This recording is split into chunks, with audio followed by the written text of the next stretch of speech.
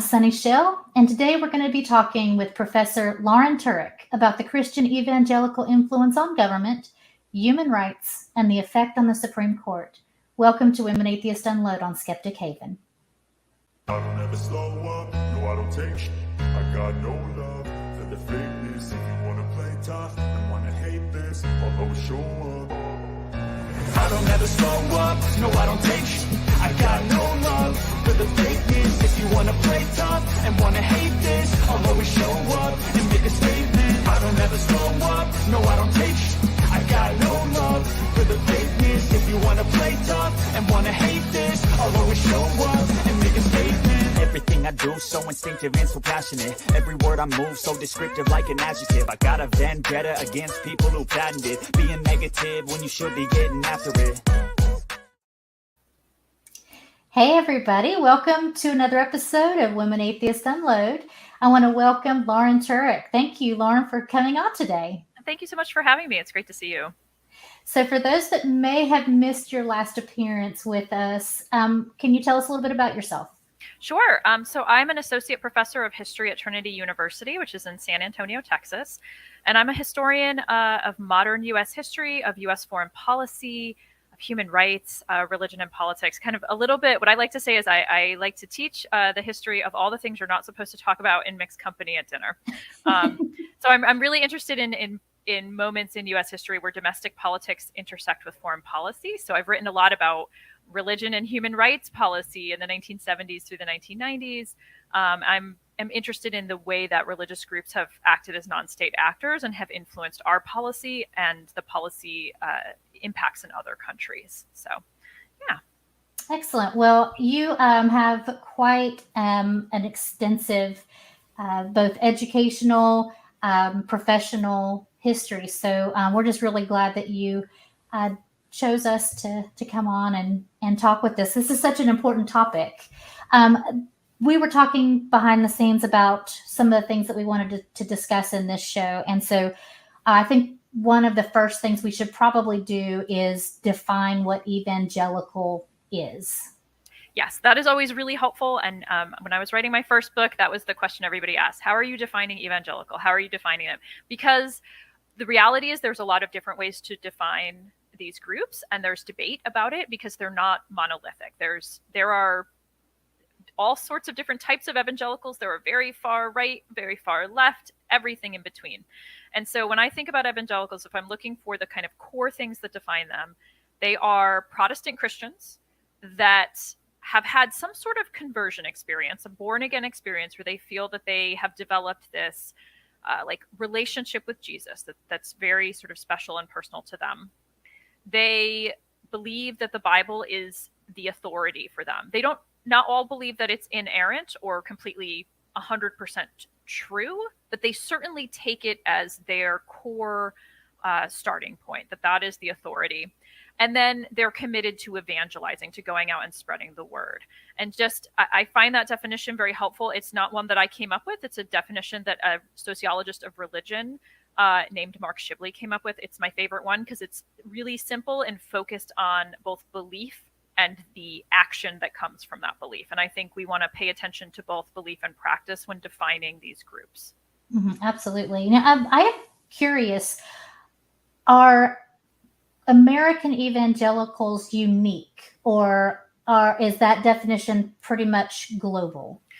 So the interesting thing about the spread of evangelicalism throughout the world is that in various parts of the world, as U.S. evangelicals or European evangelicals, say, went to countries in Africa or to Asia to spread their faith, they often were bringing with them a particular interpretation that was Western or American, even if they denied it or couldn't see it.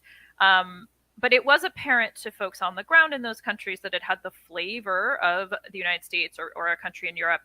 On the ground, though, as people in those other countries converted, they tended to bring in their own cultural practices to some extent or their own twist on it. But those core beliefs are pretty... So even though there might be, in some parts of the world, it might blend a little bit with folk religions. There might be aspects. They still accept the Bible as an authority. They still feel they've had a conversion experience. They still go out to evangelize. So there's they're not the same as evangelicals in the United States necessarily, but they are sharing core beliefs, and they do see themselves as part of this global community of believers. Okay, great. So I think the important thing to do is to start with kind of a history to bring us to where we are, because we can't really understand what's happening in the U.S. right now unless we look at that historical perspective. So I wanted to look at the rise of the evangelical right in particular. And I found it quite interesting, the change from when Carter was elected to when Reagan was elected just 4 years later, and how that kind of impacted the shift that we've been seeing today. Yeah. Carter is so interesting because he runs openly as a born-again Christian. He's of this moment of the 1960s when we're starting to see in Newsweek and Time magazine that it's the year of the evangelicals, it's the year of born-again Christians, and there's this groundswell of people in the country saying that they've had a born-again experience and they're identifying in this way. But this gets to some of the ideas that there's actually not a monolithic political perspective at this point. Nixon, for example, if we can go back a little further, Nixon actually, if you go back and look at the documents, he was courting different religious groups in the 1970s, and he targeted some evangelical groups, but he didn't see them in the late 60s or early 1970s as a reliable Republican voting bloc, because they weren't at that point. There was a lot of different political perspective. In the 1970s, we do see evangelicals excited about Carter, partly because they think, oh, we've got a born-again Christian who's going to be in office. He would probably really advocate for persecuted Christians abroad. He'll probably stand for our moral beliefs. He's this Sunday school teacher. He's an outsider to politics. They put a lot of excitement and faith into him, but he's disappointing to them because he ends up doing a lot of his work to help religiously persecuted people abroad. All that work that he does is pretty quiet behind the scenes. He's not a big vocal guy about it, even though he's very vocal about other human rights issues in other types of regimes. So he's not going after the communists the way that they want. And he does not bring this push to target things like abortion or prayer in school that the religious, the folks who are evangelicals on the right are starting to get really interested in. So, that is not something that they had been as active with in, say, the 50s and 60s.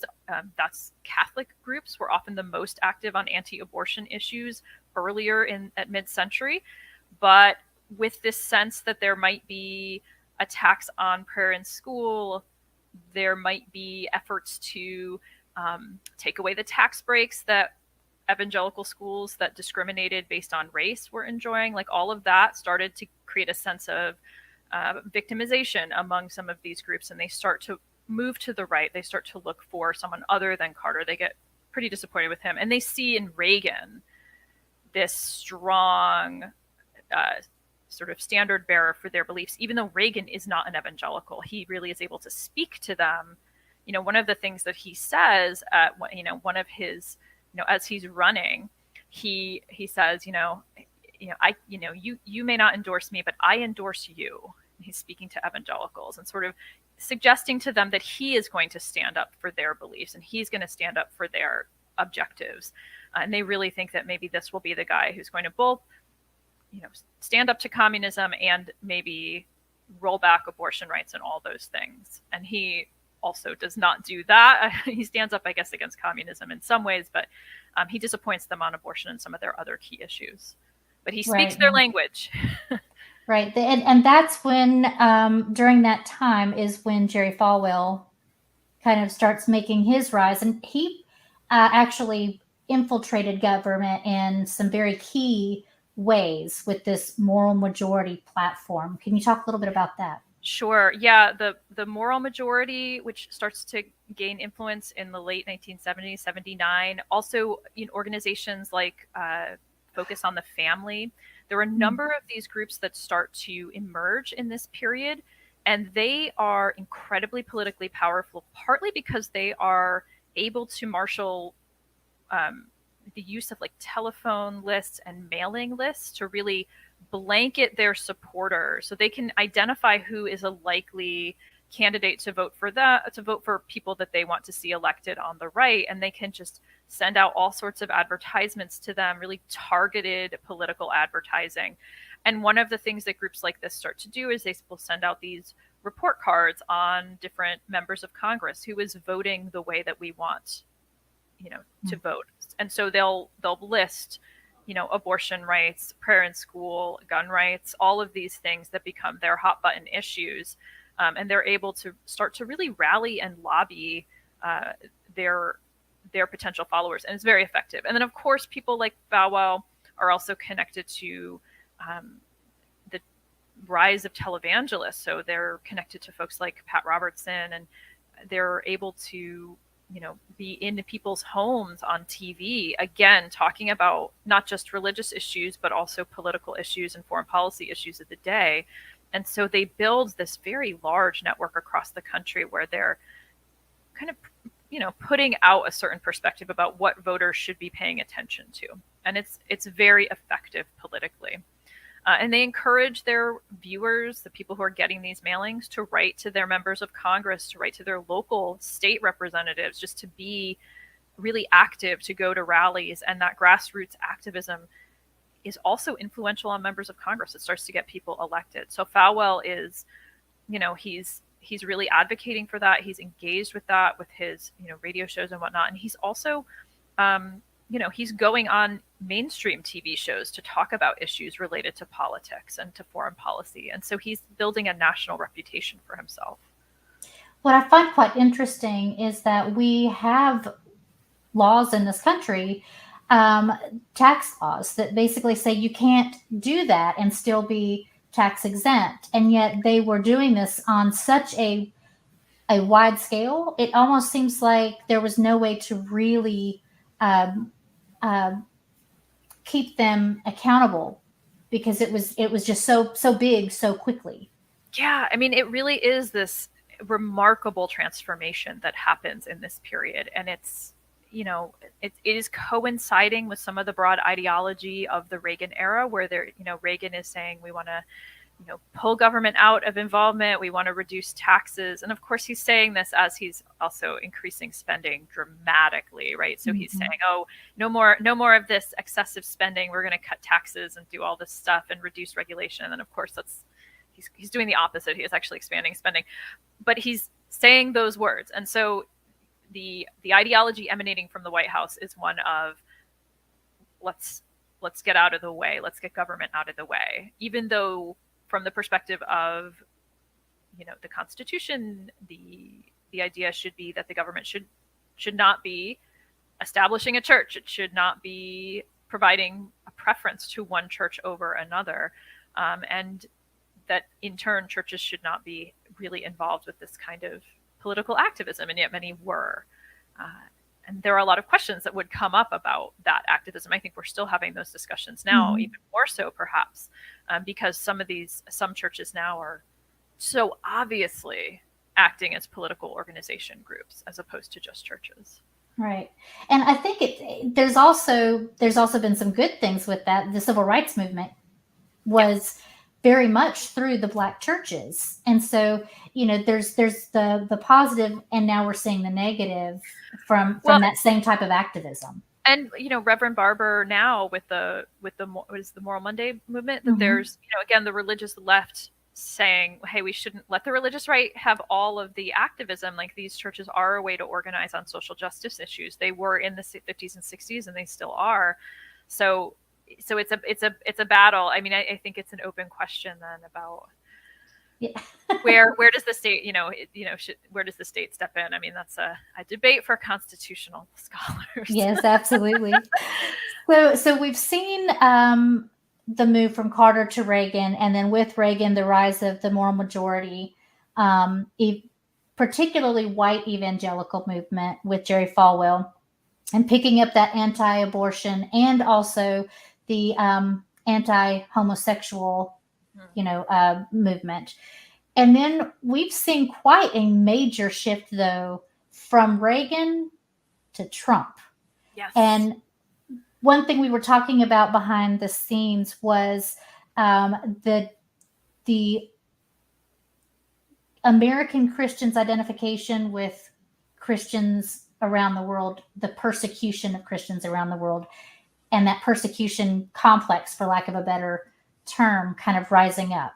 So let's talk a little bit about that. Sure. Yeah. What I find, one of the things that I have really been interested in investigating is the way that during the Cold War, so thinking about especially the 50s and 60s, people in the United States are very cognizant of persecution happening, particularly against religious groups, but also against other dissidents in Soviet countries. So the Soviet Union, but also countries in the Eastern Bloc, in China, and elsewhere, that there's this concern that these, quote, atheistic communist countries are inherently anti-religious, and there is indeed religious persecution happening in the Soviet Union and elsewhere. So they are getting information about absolutely atrocious abuses from co-believers, everything from children being not allowed to be taught their faith by their families, so not even allowed in private to be taught, people being put into forced psychiatric treatments, people being beaten, arrested, sent to prison camps, having their churches bulldozed. I mean, just on and on. Absolutely awful persecution, right? So very much happening. So there's a real concern about that, not just in white evangelical churches, but among churches in general. Jewish groups very concerned about the persecution that Jews faced in the Soviet Union and elsewhere. So there is a broad concern about that. That motivates a lot of evangelicals and other groups to advocate for their co-religionists. So they are going to lobby Congress on this issue. And that's one of the reasons, again, that they're disillusioned with Carter. They want more activity to get preachers who've been arrested in jail to be released. They are really active on that. And so when Reagan comes into office and he says he's going to specifically champion the cause of religious liberty abroad, they are really excited about that. And so it becomes a key aspect of their understanding of what the U.S. should be doing in terms of human rights. That the goal of U.S. human rights policy for conservative Christians is to promote religious liberty, because from their perspective, if you don't have the freedom of conscience, the freedom to practice your faith, then you have no other rights can really follow. You have to have that first. And so that is their core interest. They're less interested in the other human rights that secular human rights organizations are fighting for, but they're focused on that. And so that becomes a driving force for their activism throughout the 70s, 80s, and 90s. And this becomes, I think, really key, because as they are going out, they're engaging with information about persecution in these countries, persecution that they read about in majority Muslim countries, etc. They start to identify themselves, I think, because they understand themselves to be part of a global Christian movement. They start to identify themselves with these persecuted Christians. And then with the cultural changes that are happening in the United States itself, the passage of Roe v. Wade, what they see as attacks on prayer in school, the trend towards secularization, the kind of moral panics that they have over sex and rock and roll and all of these cultural changes in the United States start to seem to them to be evidence that they are themselves under threat at home.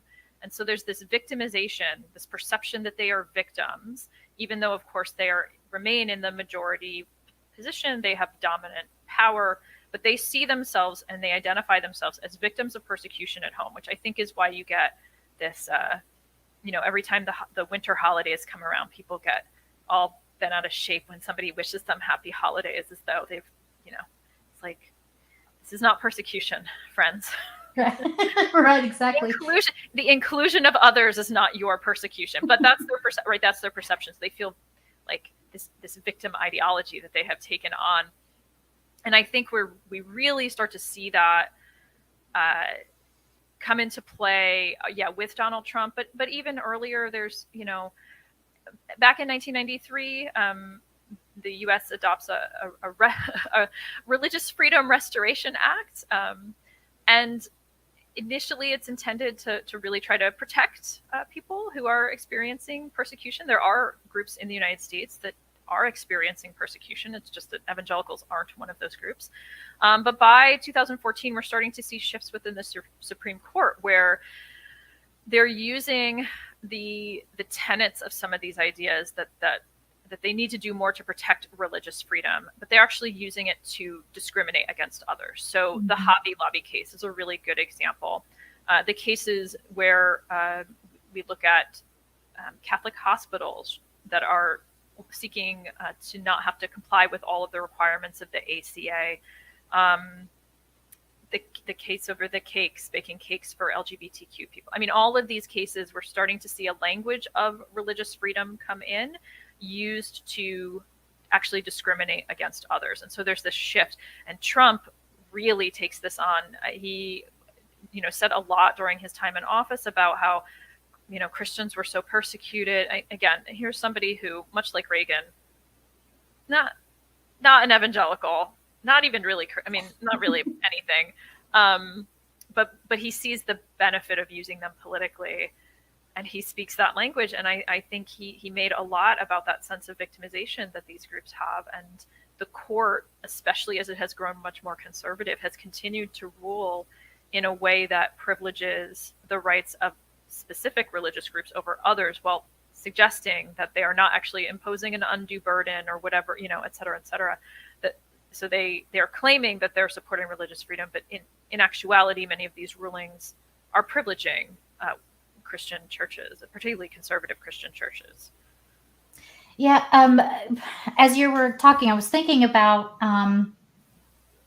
we have that case in Maine where the coach is able to lead their students in prayer, the teammates in prayer, and you think about his right to be to be a Christian, to pray, versus the rights of the students who don't have the right to say no to someone in power over them, their coach. And that's a big power right there, is when you're on a team and your coach is doing this and being ostracized by others. I think that's one of the real issues that the court is not taking seriously, is the way that power works and the level of coercion that is involved. And so the reality is that, those teenagers, maybe the coach has not said, you have to do this or I'll kick you off the team, but he doesn't need to, because he's in a position of power and he decides who gets to play. He has a power over them where they are coerced into engaging. And the court, the justices, the conservative justices, are not paying careful attention to that. But that's the case. That was the case in Florida. There was a case in Maine about, in areas that didn't have, access to schools, could the state fund, or would the state have to be forced to fund religious schools? And again, the court ruled that if the state was denying those funds, it was abrogating religious freedom. But of course, it looks like the state then is supporting these religious schools. It seems to be a challenge to our protection against an established church and the separation of church and state. But we have a Supreme Court that seems very eager to jettison a lot of those interpretations in favor of a very, very different perspective. Well, and, it's not just the Supreme Court. I don't think people, or many people, those of us who are paying attention probably do know this, but probably the average person doesn't recognize that Trump had hundreds of judges. He, all the way from state, state and federal judges that are the ones who are making some of the first rulings that then take it to the Supreme Court that is now very far right. Yeah. Well, and a lot of these states have put in their own restoration of, religious freedom restoration acts. So, Mike Pence introduced a very stringent one in Indiana before he became vice president. And so these rules, these state level rules, are often much more conservative in focus, and these are the things that then get tested in state level courts and so on and so forth. Mm-hmm. And so, it's the number of judges appointed matter. Absolutely. And these state level laws, I think we sometimes forget how important those local and state elections are, and the decisions about who gets appointed to different positions on the, in the judicial branch. Yeah. Right. And I think I keep going to the past, but it really helps to kind of figure out how we got where we are now. Because everything that I'm thinking of, the things that we've been talking about, the Freedom Restoration Act, the Hobby Lobby cases, all of that, they go back to that persecution feeling of that American Christians identified with. And I think it's also interesting that it seems to have started in the USSR, that Russian, the way that they were persecuted, Christians were persecuted, and other religious people were persecuted in Russia at that time, and how fighting for that and then getting backlash from that helped to lead to the growth of that persecution complex. And now today we have these pro-Russian evangelicals, and how all of that kind of happens. It seems like all of this is just really tied together in this really weird web. Yes. That goes all the way back and is kind of happening now, if that makes sense. Yes. Well, and I mean, just to think about what happens with the fall of the Soviet Union. So Mikhail Gorbachev passed away last week. Mm-hmm. He is a very interesting person for us to talk about in this context, because at the same time that Ronald Reagan is in the United States, like really rattling the sabers about how he's going to roll back communism and all this, and how the Soviet Union is this evil empire. By 1985, the Soviet Union, after several very shortly lived leaders, there was a series of these very elderly, like hardline Soviet leaders who were quite elderly, and they basically each are in office for like a year and then they die. So it's a kind of a moribund leadership. But then we get this relatively young, kind of vibrant leader in the sort of form of Mikhail Gorbachev. He comes in, he is very, very aware that his society is in decline, that the Soviet economy was in terrible shape. There is a huge dissident movement that is pushing for greater human rights, and he knows that that's also undermining Soviet power on the world stage. It makes them look bad. He's cognizant of that. And he is a true believer in communism and Soviet communism, and so he wants to make changes to save the system. And he puts in place some of these changes through glasnost and perestroika, so just general, more sort of economic flexibility, greater openness, that sort of thing. And it sets in motion changes to his society, including some of the revolutions, the Velvet Revolutions that happened in Eastern Europe, where these political dissidents who have been facing persecution, either for religious or political reasons, rise up. They call for the end to their regimes, and they topple communist governments. But those changes also are starting to happen in the Soviet Union, propelled in many ways by some of the changes that Gorbachev puts in place, and despite the protests of hardliners, including hardliners in the KGB, like Putin. So there is and these changes do eventually lead to the collapse of the Soviet Union in 1991. They certainly contribute to the collapse or the fall of the Berlin Wall in 1989. What's interesting is two things that I would love to sort of talk about here. Gorbachev also oversees an opening to some religious groups. So in addition to being ready to celebrate the 1,000-year history of Christianity in Russia, the Orthodox Church, he also, as the Soviet Union is collapsing, so in the 80s, he's making things less bad for Christians.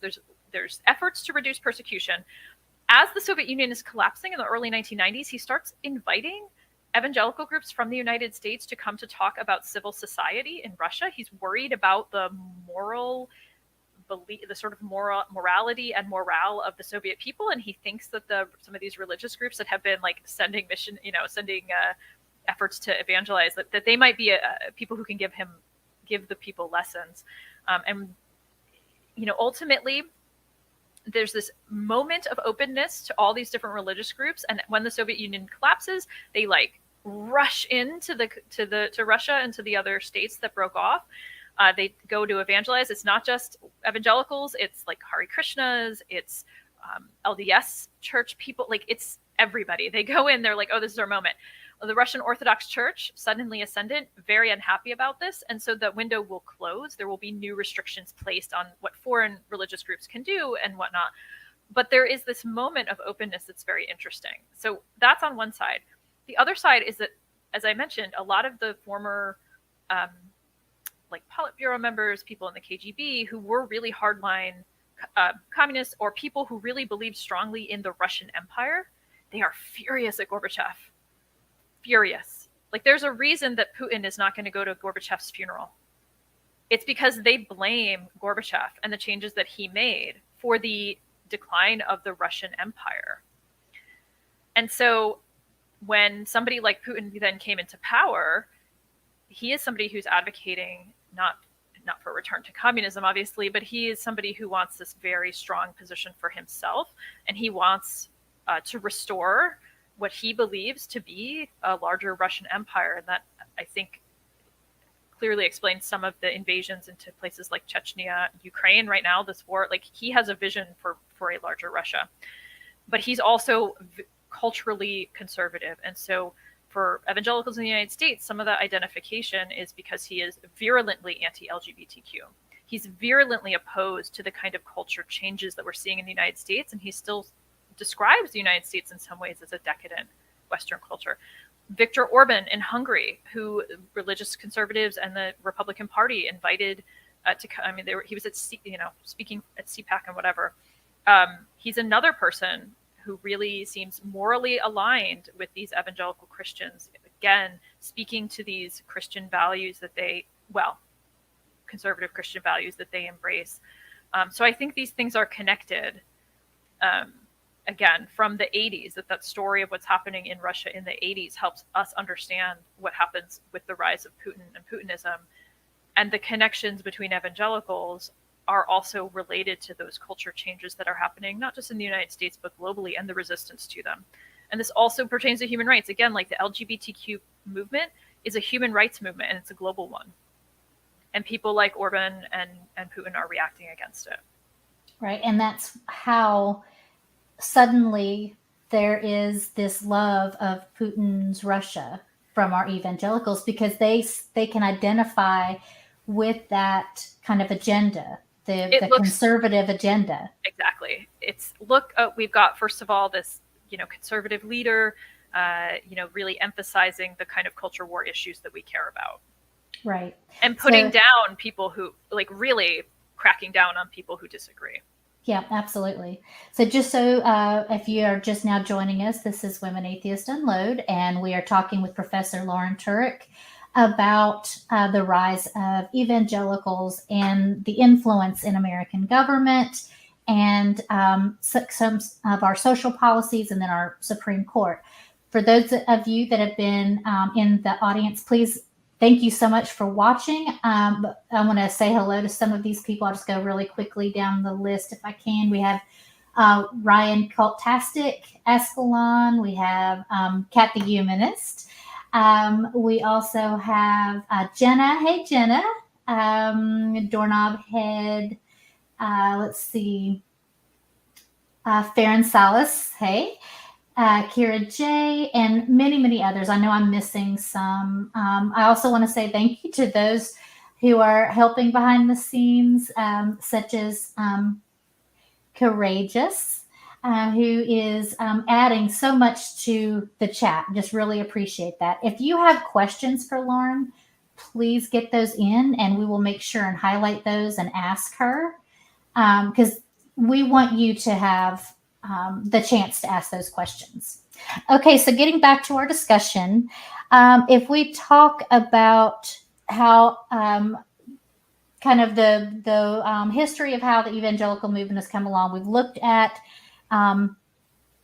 the change from Carter going all the way to Trump. We've talked about some of the things that Trump did, such as aligning with Putin's Russia and Putin himself, which while I didn't understand it until you start thinking about these things, it really does make sense why that has been a positive a positive stance for the evangelical right and that conservative movement. But there's also been things like he moved the U.S. Embassy to Jerusalem from Tel Aviv.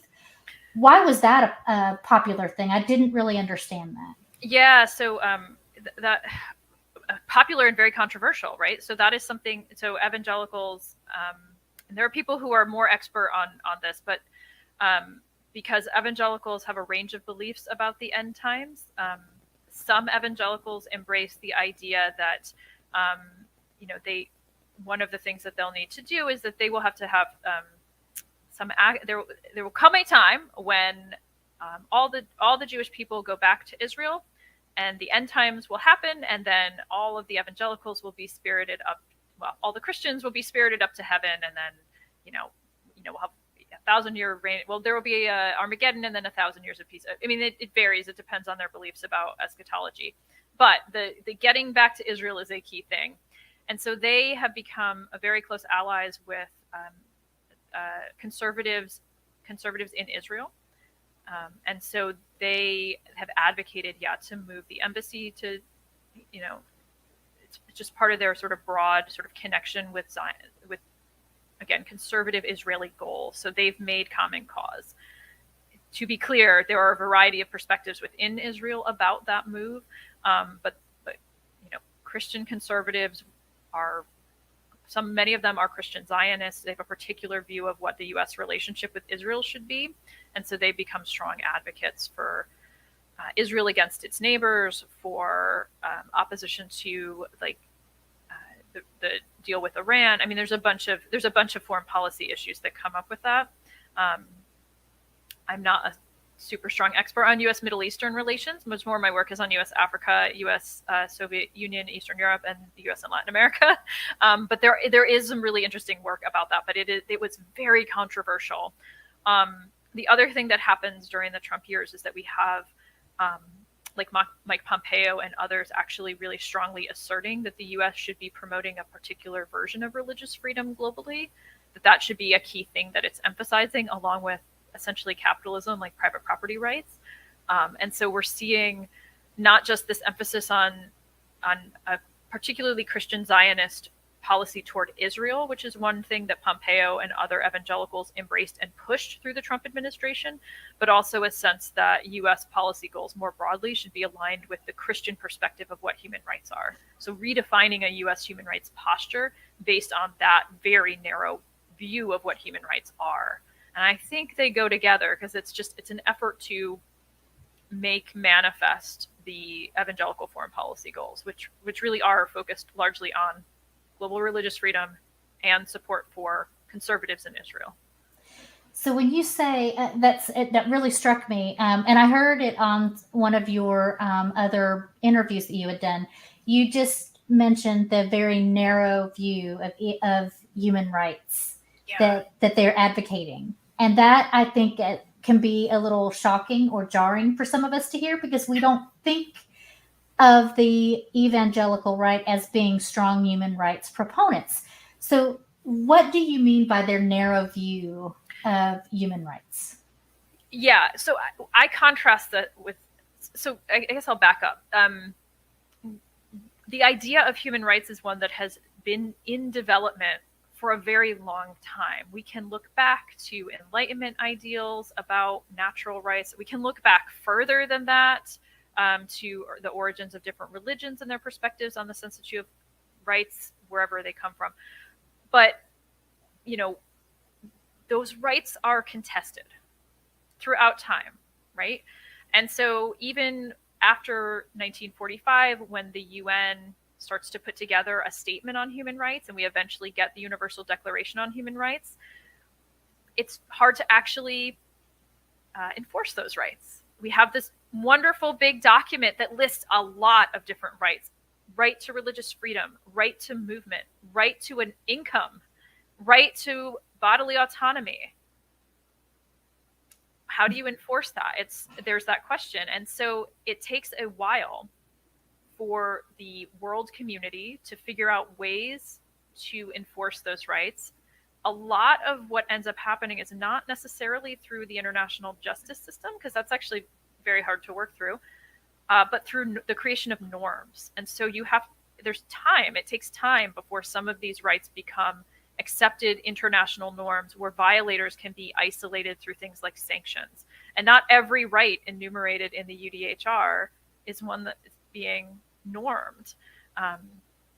In the U.S., initially, a lot of times in the 40s and 50s, the focus on human rights by human rights activists was on civil rights, because that was the clear violation of human rights in the United States, was the civil rights of people of color.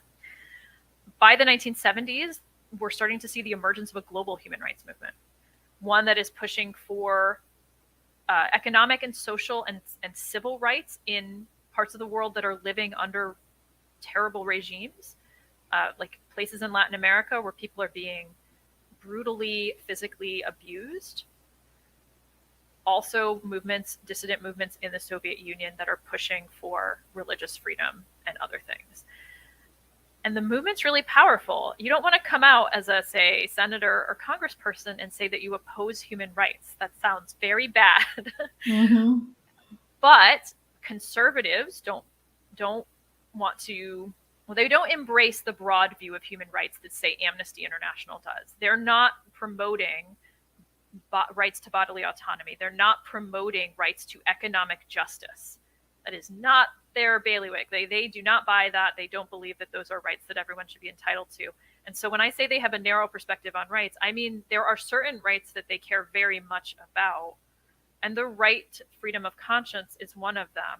I think it's the primary one, followed by, I think, property rights and that sort of thing. So it's, when I say they have a narrow view, it is because it's so does not encompass the range of human rights that I think were envisioned in the UDHR or are envisioned now by human rights activists. And those rights have expanded from secular organizations. So they become evangelicals become key activists on the issue of international religious freedom. And those are important things to fight for in a general sense. My perspective is that they tend to fight for it because they want to be able to go and evangelize. So to me, it seems very self-serving. But in a broad sense, pushing to ensure that religious minorities do not face persecution, or people who don't practice religion, that they also should not be persecuted against. That is indeed a sort of key human right that is essential. Right. As I said, they have like a self-serving perspective on it. Does that get at why it's like very narrow? Yeah, that makes a lot of sense to me. So it's that freedom of conscience, which is basically freedom of religion, freedom to not just hold your religious views, but the freedom to evangelize. I mean, really, to evangelize those rights. Yeah. And that's a part of their practice. It's not just their daily practice within themselves, but an inherent part of their identity is with missionary work and bringing others the gospel. Exactly. And so to them, if they can't evangelize, they are being denied a key piece of their religious practice, which is, again, what they wanted in the Soviet Union, what they weren't allowed to do. Right.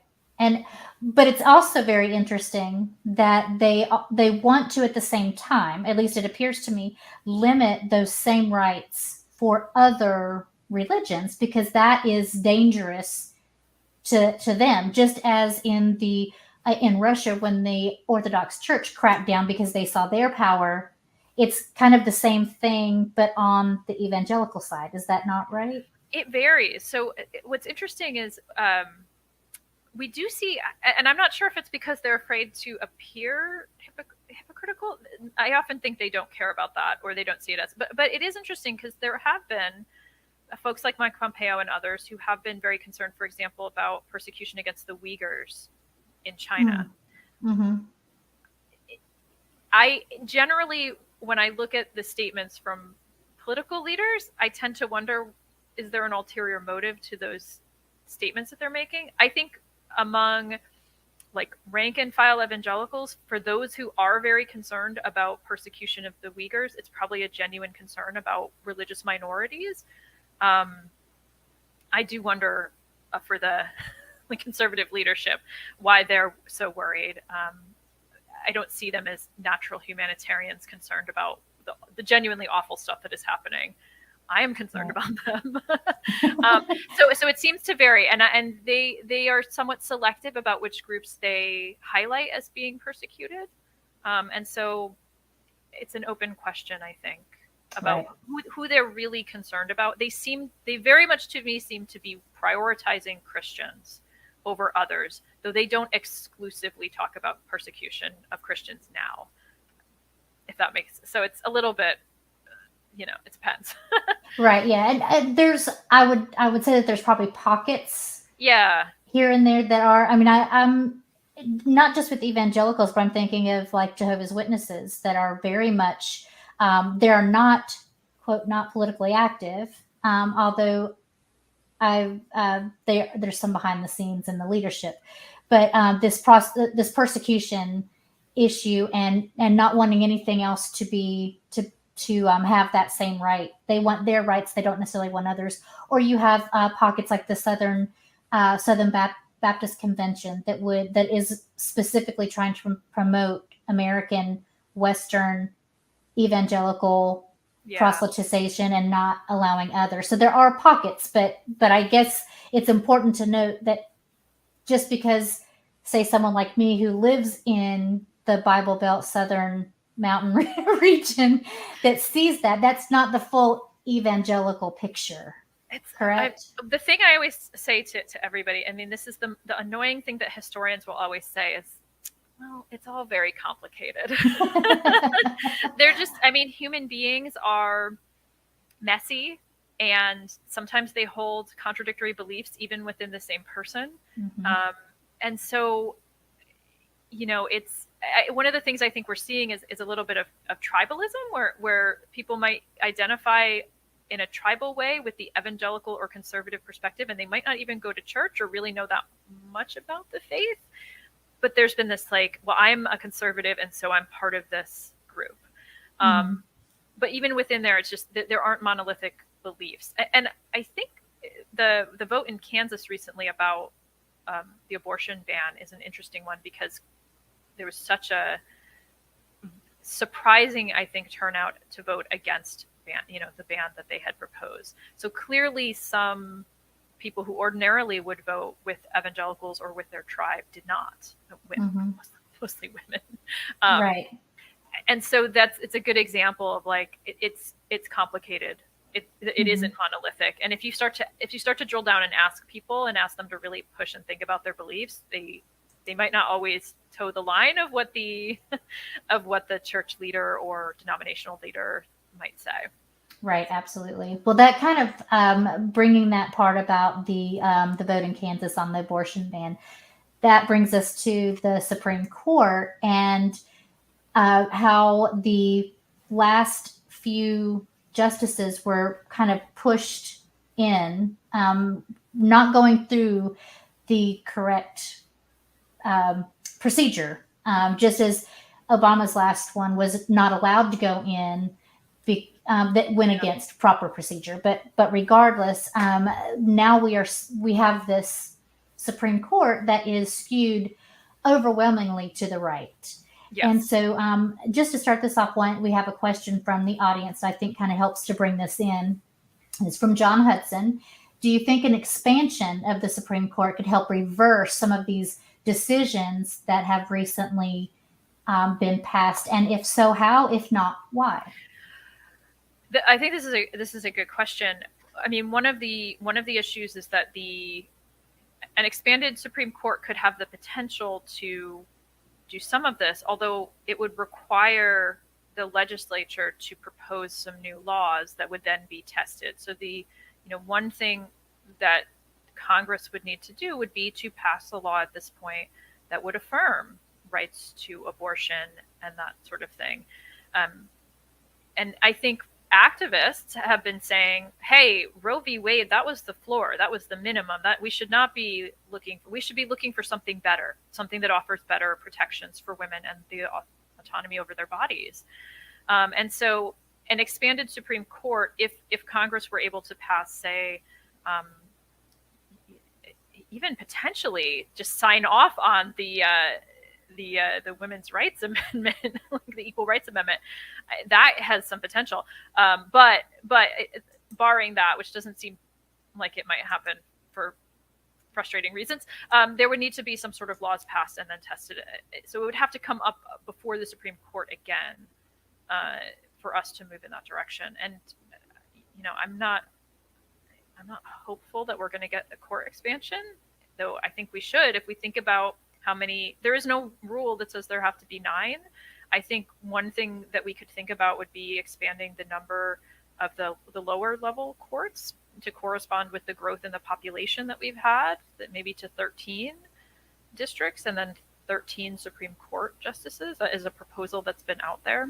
So there are discussions about how to do that. I don't know that it's going to happen. Be nice. Right. I just don't see the current makeup of our entire legislative body being able to, we can hardly pass anything without an executive order almost right now. We're just so clearly divided. I don't see those things happening. And I agree with you. Any legislation that's passed will be challenged and go to the Supreme Court. And so it's kind of, we're kind of stuck in a sense right now, I think. Well, and the ERA, that is a technical issue, which is what makes that one so frustrating. It's like the 35 states have, anyway. Again, I'm not a constitutional scholar, but like that is one where I'm like, oh, who knows? Right. But yeah, I'm with you. I'm skeptical. I'm skeptical that we're going to see a lot of movement there. Right. Exactly. So what we've taken a look at all of these things, and we've seen them coming up even before Trump with things like the Freedom Restoration Act, which, like you said before, was a Democrat bill, but it's really been used by the right to kind of push some of these evangelical agendas. But we've seen the Hobby Lobby case, the cake case, and all of those type of things. What do you think is on the horizon that we need to be really looking at? Before I came on, I was sort of thinking, I'm not sure which cases are coming up in 2023. So that would be something for the next round, would be to pay attention to cases that will test religious freedom in various ways. I think we're going to start to see, I suspect, with the with the removal of privacy rights, I think likely we unfortunately will see challenges on contraceptives. Potentially challenges on, they've said challenges on LGBTQ marriage, but right to privacy is also part of interracial marriage rights and privacy more generally. So I think we should pay attention to that. I suspect there will be more challenges on the kind of prayer in school. So, I'm guessing that that's what it's going to be. And some of that is an educated guess based on what Clarence Thomas said would be next. Right. So we'll see. But of course there have to be challenges that come up, right? It's the Supreme Court's not just gonna, so it depends on what comes up through the lower courts that the court will then take under consideration. So we'll see. It is something to pay attention to. But I kind of feel like what he did when he stated, well, this isn't it, we're also going to be looking at these other things, was kind of a rallying cry to first the base, and then the legislatures, because some of these things came about from legislation that's been passed. Well, and then there's the question too of like, okay, is part of that to keep the base together because the dog has caught the car, and there is in fact backlash to it. How do you keep the base angry and feeling victimized and feeling aggrieved, because that's how they mobilize themselves. Right. And so that might be, the question is, are those issues going to have the same amount of power to move the base? That's an open question. I think it is easy for some of these groups to feel like they are out saving unborn babies. They don't have to do anything to care about what they see as an unborn baby. It might be different when we're talking about some of these other issues. They may not feel as vitriolic about them. We'll see. It's maybe a little different if you can't put up some absurd picture on a billboard or on a protest sign to protest like contraception or an IUD. I don't know. Right. I think probably the this is just my guess, the anti-trans and looking at I've seen several of the evangelical legislators talking about this, that equating the trans movement with trans rights movement, the trans rights movement with kind of coupling it with child abuse, Well, and that certainly happened here in Texas. mm-hmm. I mean, our governor, I mean, he has, first of all, torn apart the Child Protective Services agency. I mean, a huge number of people quit because he was telling them to go after parents who were seeking care for their children as though they were child abusers. But the amount of vitriol that the existence of people who are trans is just, you may be right. That might be the other thing that can pull up the kind of vitriol that they need to keep their movement together. Right. Yeah. And I mean, it's just, again, clearly a key human rights issue, but they're very much on the, on the other side of human rights in this case. They're, living in this state, it's like these poor kids and young adults. I mean, some of the states are working to strip medical care from adults. Again, that stripping their right to privacy to take, the interventions that they need to care for themselves. Oh, right. Absolutely. And there's still so many places that don't have any protections for anyone in the LGBTQIA plus population. Yeah. And so I think this is a real struggle. We also have the potential of the overturning of same-sex marriage and what that will do to families and to children and to even things like, health insurance for a married couple, that if that gets destroyed, then what will that, I mean, there's so many different aspects to this. And once that happens, if it does happen, and I'm concerned about that, then will the tide shift to where now those people who have already gained those rights and had them stripped away, so women, LGBTQIA, and so forth, and even interracial marriage, and then women having the right to even contraceptions, if that will be kind of a thing that galvanizes the other side in the same way that it did the religious right, and if we'll have any shift or not, I mean, that's, I think, a key piece is looking at these. It's frustrating because these things happen on longer time horizons than you want like an instant everybody rising up in the street. It's you've got to have that kind of consistent organizing to get there, I think, and to get people involved and motivated to do something. I think it's encouraging that we're seeing so much voter registration from young people, so much grassroots activism from young people. We need to keep that up and mobilize on that. I'm trying to think if there's anything else there. I mean, I think one thing too is that this is not just affecting people in red states. It's going to affect people in blue states as well. As this is not something that the the Christian right is going to just focus on the states they control. They want to expand it everywhere. That the bounty laws in Texas, which, I mean, I don't even quite know what to say about them, but it makes it very hard. It clearly was hard for them to kind of figure out a way to deal with that. That was their big legislative legislative achievement, that they could figure out a way to get around the undue burden that they're placing on people. Right. Absolutely. So look for that to come. Well, we don't have a crystal ball, so we can't really tell. Well, I always say historians are bad prognosticators, so I shouldn't be making predictions. We'll see. But, the best way to predict is by looking at our past. And I think that's one thing that historians are able to look at, is see kind of there is a bit of a cyclical path that rights take and that progress makes.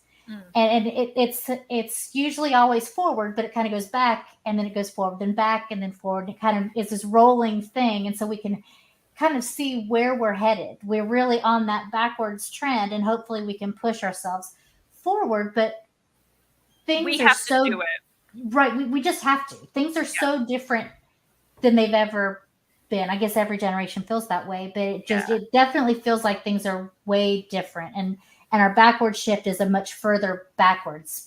At least that's how it feels. I mean, I think what's interesting is I think history has never been a linear progress narrative. If we think about the era of Reconstruction, there was this moment of potential where we could have really had a true multiracial democracy, and we were seeing African Americans able to vote, to hold property, to contract for labor, to be represented in Congress.